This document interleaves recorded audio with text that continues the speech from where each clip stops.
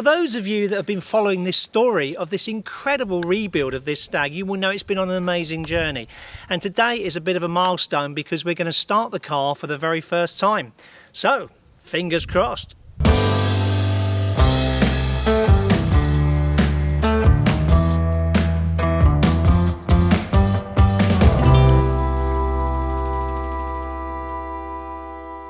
Before we start, the Stag needs to be checked for any gas leakage from the air conditioning. The last thing we need is a problem once the car has come back from the trimmers and the dash having to be removed. Les connects the CAN bus interface, which allows us to connect directly into the vehicle network.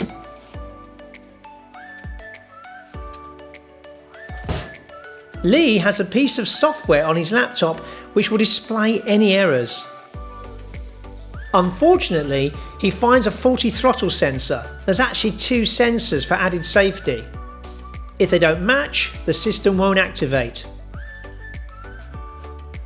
While Lee and Nick sort out the sensor, Les decides to create a seat for the test drive. He improvises with a cardboard box and some foam and creates, well, a cardboard box with some foam. But it kind of works. With a little tweaking, Lee and Nick quickly sort out the electronics and we're ready to go. Or are we? So here we are, Les, you're in your makeshift seat. This is the moment we've been waiting for. Yeah, the seat's not great. It's not great, but it's a good fix, isn't it? Well, it certainly profiles to whatever you've got it on it. So, the big moment. Let's turn it over, let's just go for it. So, ignition on. Yep. Okay, foot on the brake. Okay. We go into drive, crank it. Okay. That.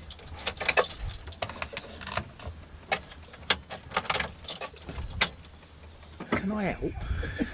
Please. That's what we're doing, Les. Right, just turn it on. Let the contactors come in. Yeah. Right, contactors are in. Now crank it with the foot on the brake. You cranked it? Yeah. Right, now come off. Now put it in drive. There we go. See? Just a method. So, how does this feel, Les? It's moving, it's actually moving. Oh my god, I can't believe how much effort that's going. The Stag moves. Does it stop? Well, we'll find out in a minute.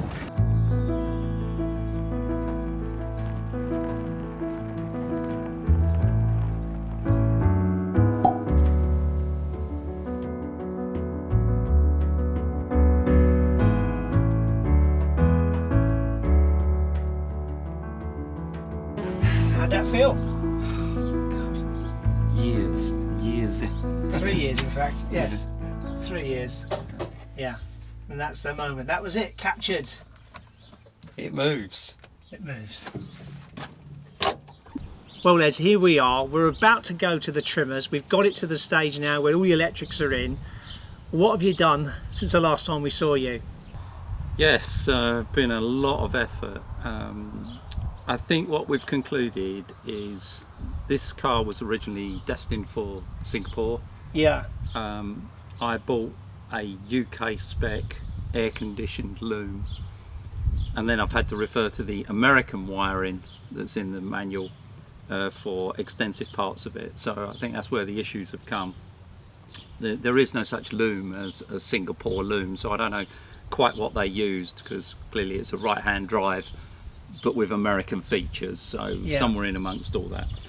Anyway, that's complete now, I guess, and the propulsion system moves, so the car's moving along. We still have a number of things to do with the propulsion system, so the front charger's in, the rear charger's not in at the moment, so this is used for fast charge only. Yeah. And there's a bracket we're designing to go here that will keep the bonnet at an angle to allow it. So you've got a nice solution going on for that now. Yeah. So the nice thing about the trimmers will be about 8 weeks, and so we're just going through cataloguing chrome trim, all sorts of stuff that we can get on with whilst the car's away. and one of them is the rear charge socket that needs to be sorted out, the brackets to hold the bonnet, a cover to go over here when the cable comes down. So lots and lots to do. I'm not going to be resting whilst it's away, and then when it comes back we should be ready to finalise the car, give it a good polish, get it all sorted out and get it on the road. Yeah, so with the chrome side of things, are you going to reclaim the chrome on it and everything? Yeah, all the chrome's sitting in the barn, so next week I'll get all of that out. We have the method for cleaning that. So what's the process regarding the chrome? What do you do? What is your method of getting that chrome back to how it should be? So we use really fine wire wool, Yeah. super fine wire wool, and just clean it all off with that, with a little bit of water. And then we have a look, and if it comes up, as it often does, it's great, because it's not cheap to do chroming, and it's time consuming.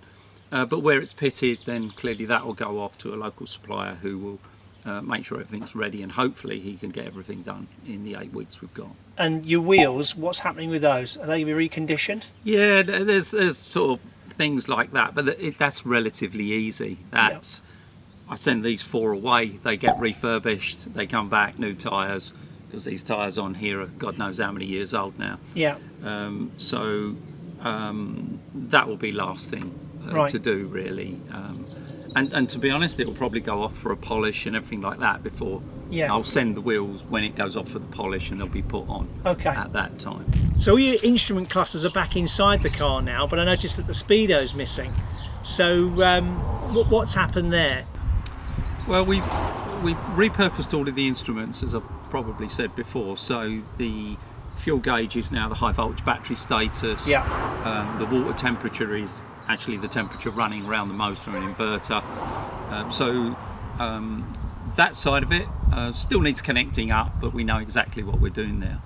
The tachograph is actually scaled through the electronics, so it will show 4,000 RPM, but it's actually relative to a much higher speed on the motor. On the Speedo, it was a mechanical drive down to the automatic transmission. We don't have that, of course, anymore. So we're putting a small, it's called a stepper motor on the back, which is a really precise method of turning it so we can get the accuracy. So that comes out of the vehicle electronics. We know road speed, we send a pulse up to that and that turns it. We did have a motor, we've put it on, we tried it. The maximum speed we can get at the moment is 20 mile an hour. So, Okay. So clearly that doesn't cut it. No. But it's like, I think it was a 48-to-1 gear ratio on it. So I just need to find the same motor, but slightly bigger, but with a 2-to-1, 3-to-1 ratio on it, and that resolve it. But they're all jobs, they all take time. Yeah.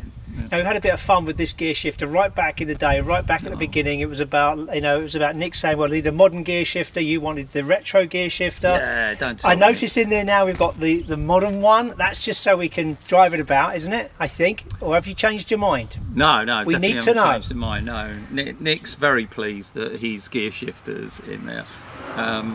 So what's happened is the gear shifter, the original gear shifter that we wanted, needed a device underneath that locates so that the shifter has notches in it.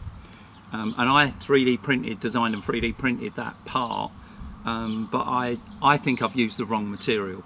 It's just above where the gearbox is, and I'm a bit worried about heat there. So I've ordered some new material, it will be reprinted. It's not a big job because it's the same design, the design works. So it's just a matter of reprinting it in a better material that will resist the heat that's going to happen underneath there. I don't have time, so it's got to go to the trimmers today, so it's going to go with Nick's shifter in it, which he's very pleased about. Moving to the rear of the car, you've got that sound system that you're planning to do. Can we have a look and see what's going on with that, can we? Yeah, sure.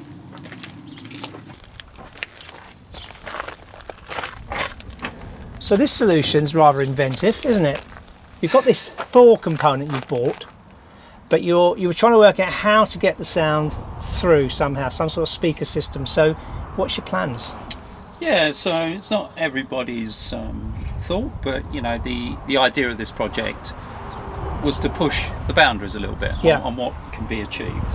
So chrome exhaust will sit here. We're only using the rear section, so they'll be bolted underneath the car, so it has the same look as it did before.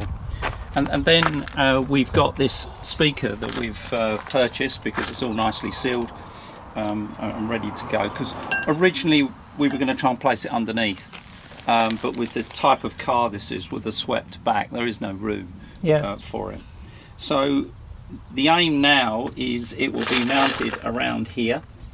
There's a nice convenient hole for a rear reversing light here. So I've got 2 reversing lights, and we've got LEDs in them now, so it's more than bright enough. So we're going to remove this one and mill off the section to make a holder for this is where the sound comes out. Yeah. The electronics are down there on the right hand side. And then the sound system will then be connected, the speaker to the sound system here. The sound system's connected to the electric drive system, and from that it receives throttle position, torque being generated by the motor, and from that we can then calculate what sound should be coming out of here. So the idea is it should sound like the original Stag.